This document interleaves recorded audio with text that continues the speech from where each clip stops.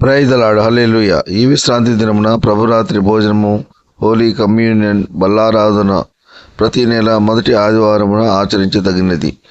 ఈరోజు దేవుని వాగ్దానము పరిశుద్ధ గ్రంథము నుండి 1 కొరింథీ 11వ అధ్యాయము 26వ వచనం.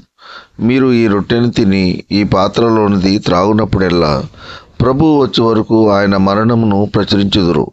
ఆమెన్. హల్లెలూయా. అపొస్తలుడైన పౌలు గారు సహోదరుడైన సొస్తెనేసు కొరింథీలో ఉన్న సంగమునకు, పరిశుద్ధులకు, విశ్వాసులకు వ్రాసిన పత్రిక. ప్రభువు శిలువకు అప్పగింపక ముందు తన శిష్యులతో ప్రభురాత్రి భోజనం ఆచరించిన రీతిగా మనము కూడా ఆచరించాలి. ప్రతి క్రైస్తవుడు తప్పకుండా ఆచరించాలి.